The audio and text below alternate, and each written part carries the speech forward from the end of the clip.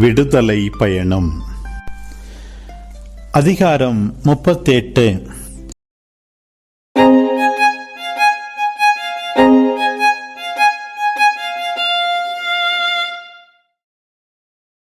சித்திம் மரத்தால் அவர் ஓர் எரிபலி பீடம் செய்தார். அது நீளம் 5 முழமும் அகலம் 5 முழமுமாக சதுர வடிவமாயிருந்தது. அதன் உயரமோ 3 முழம். அதன் 4 மூலைகளிலும் அவர் கொம்புகளை அமைத்தார். கொம்புகள் அதனோடு ஒன்றிணைந்திருந்தன. அதை வெண்கலத்தால் மூடினார். அவர் பலிபீடத்தின் துணை கலன்கள் அனைத்தையும் செய்தார். சாம்பல் சட்டிகள், அள்ளு கருவிகள், பலி கிண்ணங்கள், முள்கரண்டிகள், நெருப்பு தட்டுகள் ஆகிய எல்லா கலன்களையும் வெண்கலத்தில் செய்தார். பலிபீடத்தை சுற்றி வலைப்பின்னலான வெண்கல வேலைப்பாடு செய்து அதன் பாதி பகுதியை எட்டும்படி அதன் விளிம்புகளுக்கு கீழே அவர் பொருத்தினார். தண்டுகளை தாங்குவதற்காக 4 வளையங்களை வார்த்து அதன் வெண்கல வலைப்பின்னலின் 4 மூலைகளிலும் அவர் பொருத்தினார்.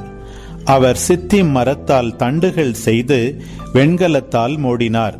பலிபீடத்தை தூக்கிச் செல்வதற்காக அதன் 2 பக்கங்களிலும் தண்டுகளை வளையங்களில் அவர் செலுத்தினார்.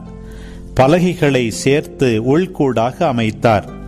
சந்திப்பு கூடார நுழைவாயிலில் பணியாற்றும் பெண்கள் கொண்டு வந்த வெண்கல கண்ணாடிகளை கொண்டு அவர் வெண்கல நீர்த்தொட்டியையும் அதன் வெண்கல ஆதாரத்தையும் செய்தார். அவர் முற்றத்தை உருவாக்கினார். தெற்கு பக்கம் தென் திசை நோக்கிய முற்றத்தில் உள்ள தொங்கு திரைகள் முறுக்கேற்றி நெய்த நார்பட்டால் ஆனவை. 100 முழம் நீண்டவை. அவற்றிற்கான 20 தூண்களும் 20 பாத பொருத்துகளும் வெண்கலத்தால் ஆனவை. தூண்களுக்கான கொக்கிகளும் பூண்களுமோ வெள்ளியாலானவை. அவ்வாறே வடபக்கத்திலும் தொங்கு திரைகள் 100 முழம் நீண்டவை. அதற்கான 20 தூண்களும் 20 பாத பொருத்துகளும் வெண்கலத்தால் ஆனவை. தூண்களுக்கான கொக்கிகளும் பூண்களுமோ வெள்ளியாலானவை. மேற்கு பக்கத்தில் 50 முழ தொங்கு திரைகள் இருந்தன. அவற்றிற்காக 10 தூண்கள் 10 பாத பொருத்துகள் இருந்தன. தூண்களுக்கான கொக்கிகளும் பூண்களும் வெள்ளியாலானவை. கதிரவன் தோன்றும் கீழ்த்திசை நோக்கி 50 முழ தொங்கு திரைகள் இருந்தன. அதன் ஒரு பகுதியில் 15 முழ தொங்கு திரைகள், 3 தூண்கள், 3 பாத பொருத்துகள் அமைந்தன. இதுபோன்றே முற்றத்தின் நுழைவாயிலுக்கு மறுபகுதியிலும் 15 முழ தொங்கு திரைகள், 3 தூண்கள், 3 பாத பொருத்துகள் அமைந்தன. முற்றத்தை சுற்றியுள்ள எல்லா தொங்கு திரைகளும் முறுக்கேற்றி நெய்த மெல்லிய நார்பட்டால் ஆனவை. தூண்களின் பாத பொருத்துகள் வெண்கலத்தால் ஆனவை. தூண்களின் கொக்கிகளும் பூண்களுமோ வெள்ளியால் ஆனவை. அவற்றின் பொதிகைகள் வெள்ளியால் பொதியப்பட்டவை. முற்றத்தின் தூண்கள் அனைத்துமே வெள்ளி பூண்கள் கொண்டிருந்தன. முற்றத்து நுழைவாயிலின் தொங்கு திரை நீலம் கருஞ்சிவப்பு சிவப்பு நூலும் முறுக்கேற்றி நெய்த மெல்லிய நார்பட்டும் பின்னல் வேலைப்பாடும் கொண்டதாக விளங்கியது. அதன் நீளம் 20 முழம். அதன் அகலமும் உயரமும் முற்றத்தின் தொங்கு திரைகளுக்கு இணையாக 5 முழமாம். அதற்காக 4 தூண்களுக்கும் 4 வெண்கல பாத பொருத்துகள் இருந்தன. அவற்றின் கொக்கிகளும் பொதிகைகளும் பூண்களும் வெள்ளியால் மூடப்பட்டிருந்தன. திரு உறைவிடத்திலும் சுற்றுமுற்றத்தில் உள்ள முளைகள் எல்லாம் வெண்கலத்தால் ஆனவை. திரு உறைவிடத்தின், அதாவது உடன்படிக்கை திரு உறைவிடத்தின் இருப்பு கணக்கில் இருந்தவை இவையே. மோசேயின் கட்டளைப்படி குரு ஆரோனின் மகன் இத்தாமரின் பொறுப்பில் லேவியர் எடுத்த கணக்கு பின்வருமாறு: யூதா குலத்தை சார்ந்த கூரின் மகன் ஊரியின் புதல்வரான பெட்சலேல் ஆண்டவர் மோசேக்கு கட்டளையிட்டது அனைத்தையும் செய்தார். அவரோடு இருந்தவர் தான் குலத்தை சார்ந்த அகிசமாக்கின் மகன் ஒகோலியாபு. அவர் ஒரு சிற்பியும் கலைஞரும் ஆவார். நீலம் கருஞ்சிவப்பு சிவப்பு நிற நூலையும் முறுக்கேற்றி நெய்த மெல்லிய நார்பட்டையும் பின்னி தயாரிப்பதில் வல்லுநராக இருந்தார். தூயகத்தின் அனைத்து பணிக்கும் பயன்பட்ட தங்கமெல்லாம் ஆரத்தி காணிக்கை வழி வந்தது. அது தூயக செக்கேல் நிறைப்படி 1170 கிலோகிராம் ஆகும்.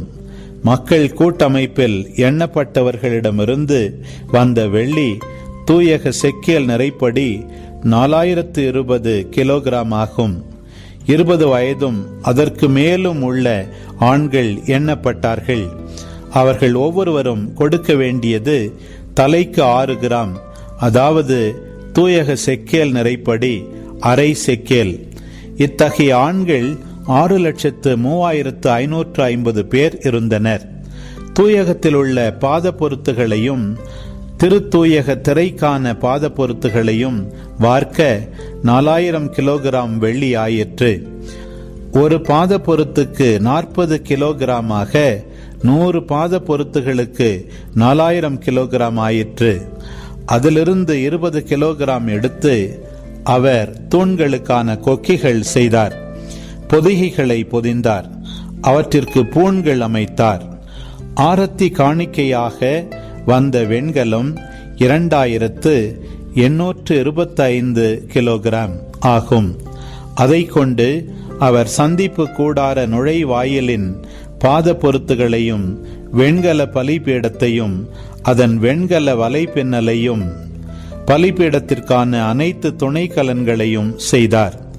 மேலும் முற்றத்தை சுற்றியுள்ள பாத பொருத்துகள், முற்றத்தின் நுழைவாயிலில் உள்ள பாத பொருத்துகள், திரு உறைவிடத்தின் முளைகள், முற்றத்தை சுற்றியுள்ள முளைகள் ஆகிய அனைத்தையும் செய்தார். அன்பு உறவுகளே, இது உங்களுக்கான நேரம்.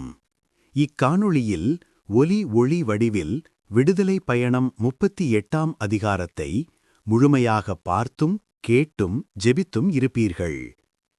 இன்றைய இறைவார்த்தையின் அடிப்படையிலான கேள்வி: 4 மூலைகளிலும் அவர் கொம்புகளை அமைத்தார். கொம்புகள் அதனோடு ஒன்றிணைந்திருந்தன. அதை எதனால் மூடினார்? பதில்களை கமெண்ட்ஸில் பதிவு செய்யவும். இதுபோன்ற வீடியோக்களை தொடர்ந்து காண இந்த வலைதளத்தை சப்ஸ்கிரைப் செய்யவும். மேலும் லைக் கொடுத்து எங்களை ஊக்கப்படுத்தவும். இப்பதிவுகளை மற்றவரோடு பகிர்ந்து ஷேர் செய்து நாளும் திருவிவிலியத்தின் ஒரு அதிகாரத்தை வாசிக்கவும், கேட்கவும், பார்க்கவும் நீங்கள் உதவிடலாம். மீண்டும் அடுத்த காணொளியில் சந்திப்போம். இந்த நாள் இனிய நாளாய் அமையட்டும். இறைவன் உங்களை ஆசீர்வதிக்கட்டும்.